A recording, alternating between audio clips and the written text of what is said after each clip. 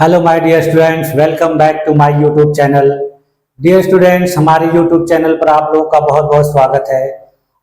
आज की वीडियो मैं आप लोगों को एक महत्वपूर्ण सूचना देने के लिए बना रहा हूं, जिसमें मैं आप लोगों को बताने वाला हूं कि अपने उत्तर प्रदेश राज्य में यूपी डीएलएड यानी जिसको हम लोग प्रचलित रूप से बीटीसी के नाम से जानते हैं, इसके एडमिशन की प्रक्रिया शुरू होने वाली। इसके लिए जियो या नोटिफिकेशन जारी हो चुका है और इसका जो एडमिशन है वो 18 तारीख यानी 18 सितंबर से इसका फॉर्म भरना शुरू हो जाएगा।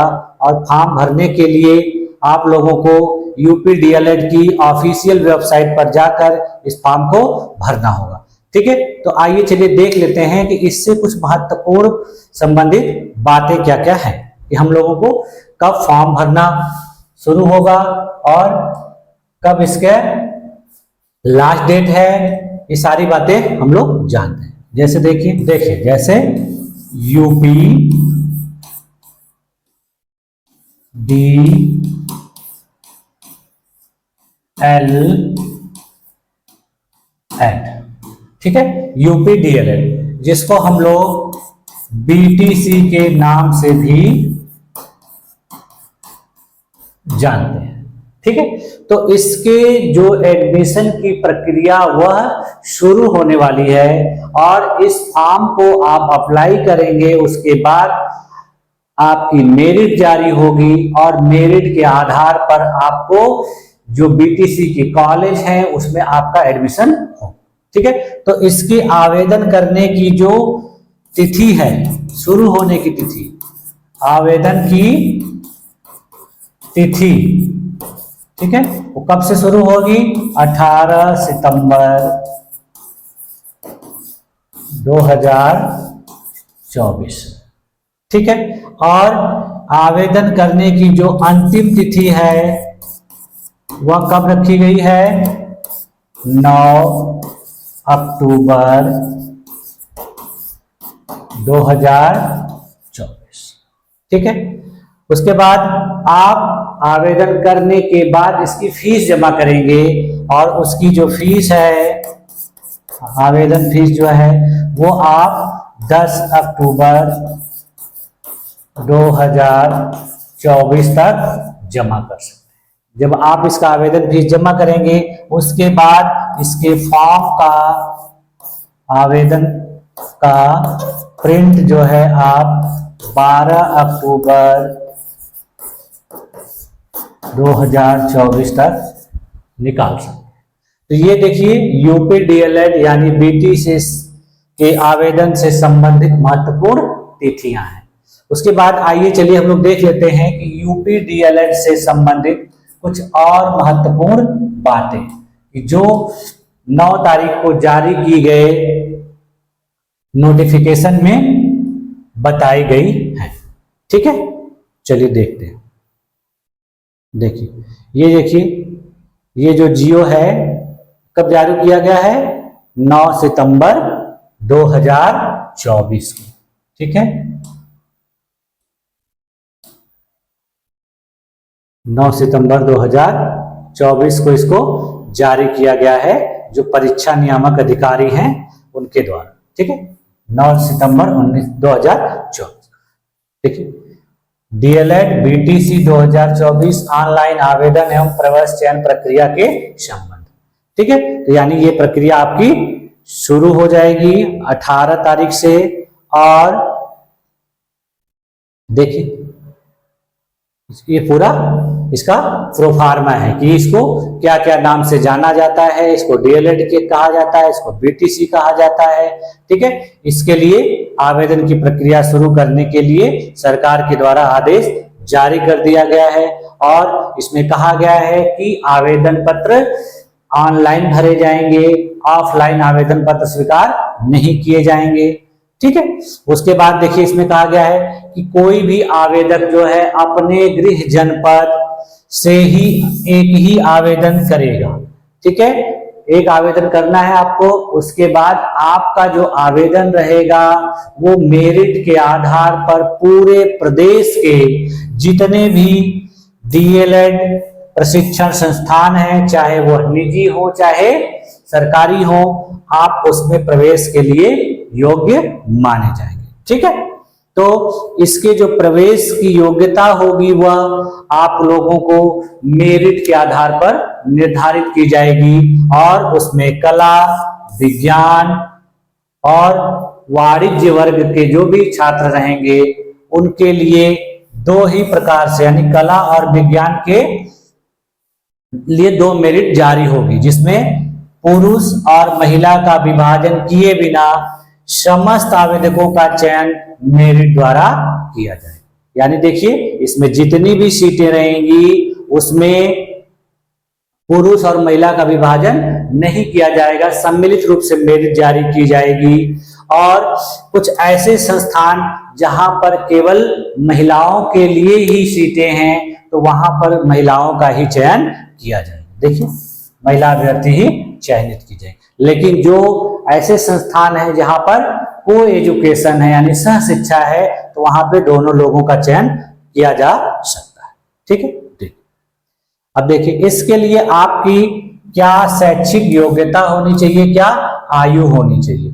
तो इसके लिए देखिए, वही अभ्यर्थी पात्र होंगे जिन्होंने सीबीएसई या आईएससी के द्वारा मान्यता प्राप्त संस्थानों से हाई स्कूल किया होगा, इंटरमीडिएट किया होगा, या उसके समकक्ष कोई परीक्षा पास की होगी। उसके बाद देखिए, यूजीसी से मान्यता प्राप्त विश्वविद्यालय या महाविद्यालय से स्नातक की परीक्षा पास की होगी, और उसमें उनका 50% अंक होना चाहिए।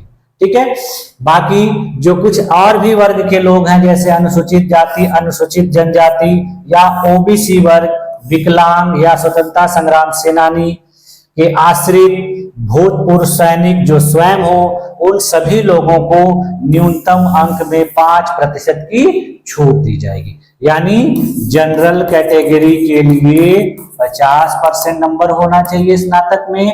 बाकी जो आरक्षित लोग हैं तो उनके लिए कितना होना चाहिए, 45% स्नातक। ठीक है, तो आप इस फॉर्म को भरने के योग्य माने जाए। ठीक है, के बाद देखिए, अगर आप किसी भी प्रकार की सूचना गलत देते हैं तो जब आपका डॉक्यूमेंट वेरिफिकेशन होगा एडमिशन के समय, तो आपको रिजेक्ट किया जा सकता है। इसलिए यहाँ पर पहले से बता दिया जा रहा है कि आप तभी आवेदन करेंगे जब आप इसके योग्य होंगे। योग्य नहीं रहेंगे तो आपकी आवेदन प्रक्रिया को क्या कर दिया जाएगा, खारिज कर दिया जाएगा। ठीक है, ये सारी बातें इसमें बताएंगे। अब देखिए, आयु क्या होनी चाहिए, यानी जिस अभ्यर्थी को बीटीसी या डीएलएड के लिए आवेदन करना है, एडमिशन के लिए, प्रशिक्षण के लिए, तो उसकी देखिए उम्र कितनी होनी चाहिए।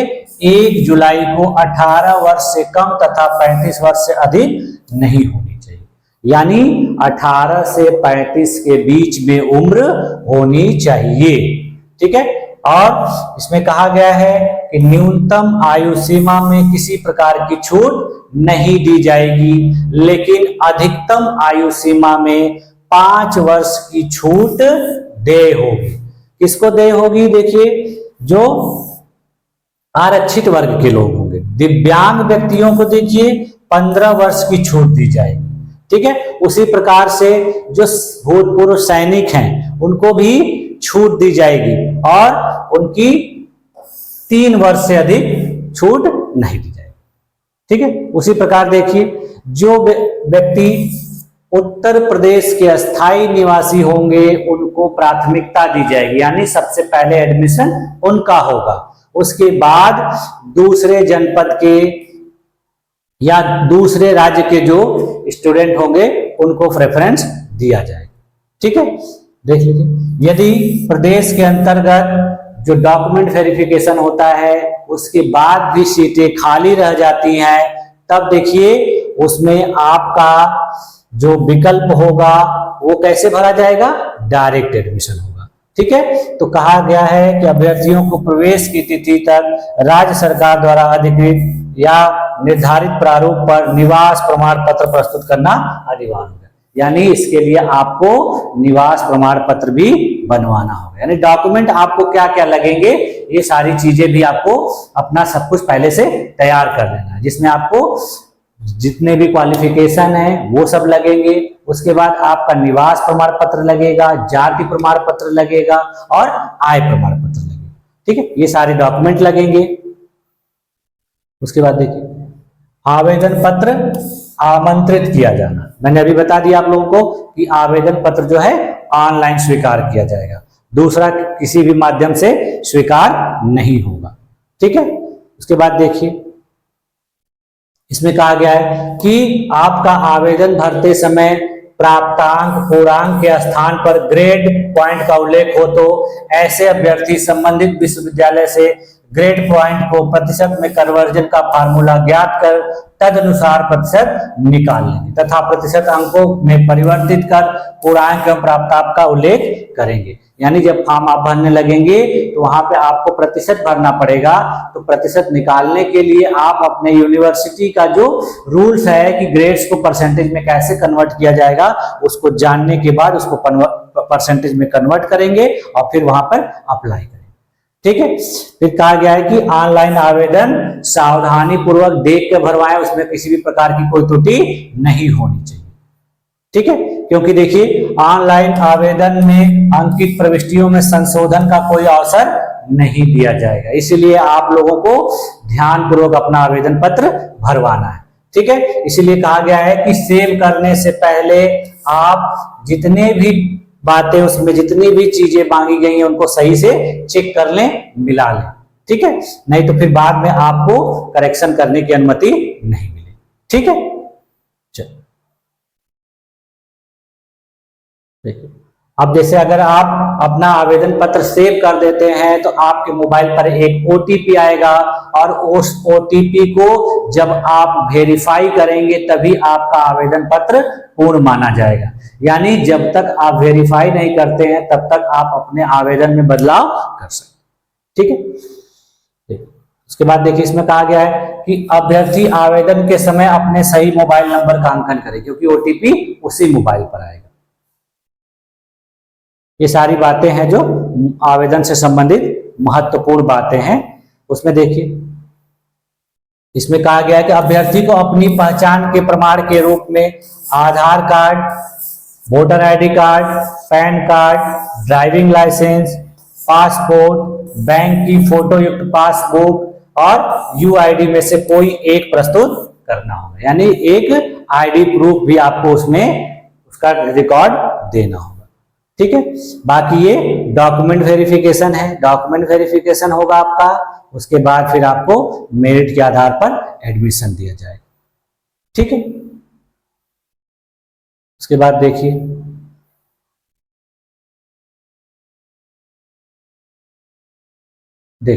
जब इसकी मेरिट जारी हो जाएगी उसके बाद आपको काउंसलिंग करानी होगी और काउंसलिंग के समय आपको 5,000 रुपया अलॉटमेंट फीस जमा करनी होगी।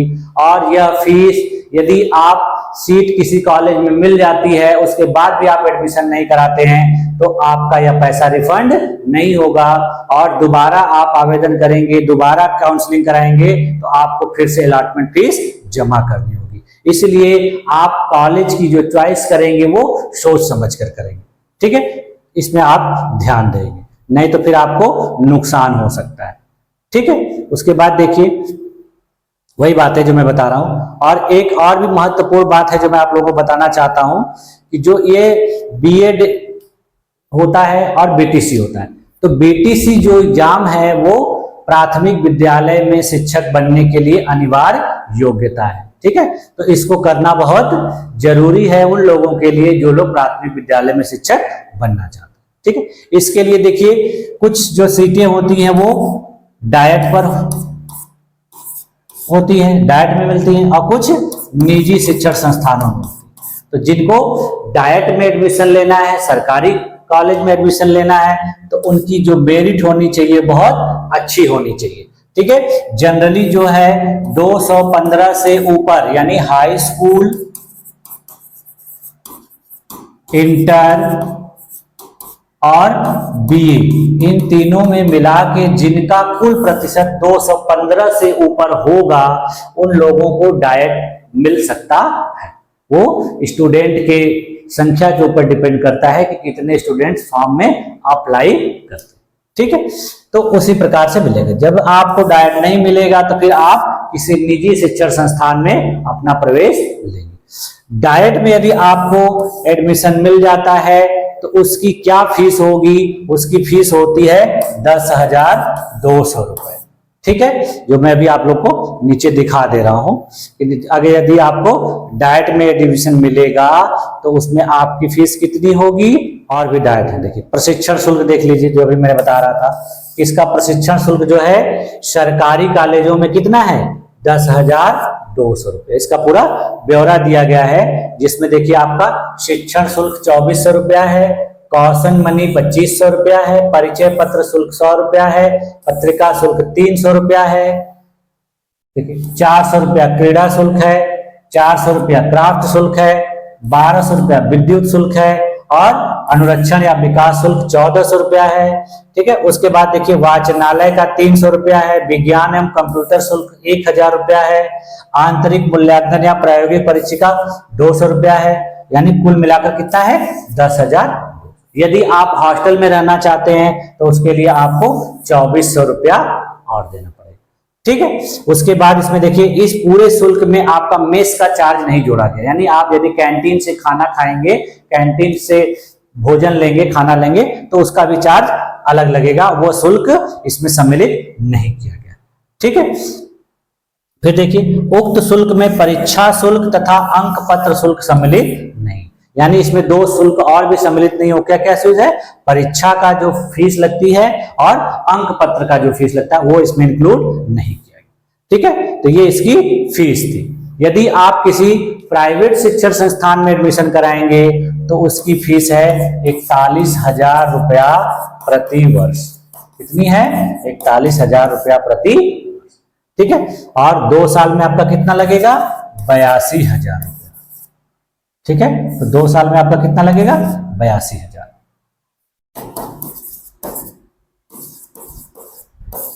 ठीक, अब देखिए इसका जो आवेदन इस समय हो रहा है उसकी फीस कितनी है?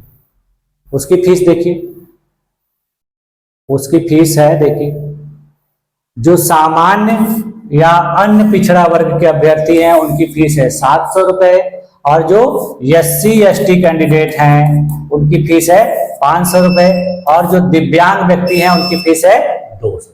ये वर्तमान में जो आवेदन हो रहा है उसकी फीस है, आवेदन फीस। ठीक है, तो ये बातें जो है बहुत महत्वपूर्ण थी, इसलिए मैंने आप लोगों को ये बता दिया।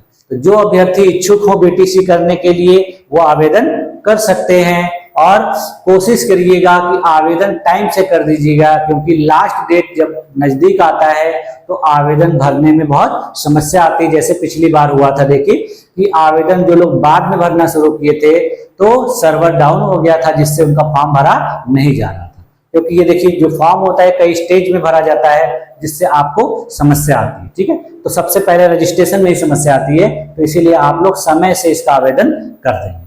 ठीक है, बस यही बताना था मुझे आप लोग के आज की वीडियो में।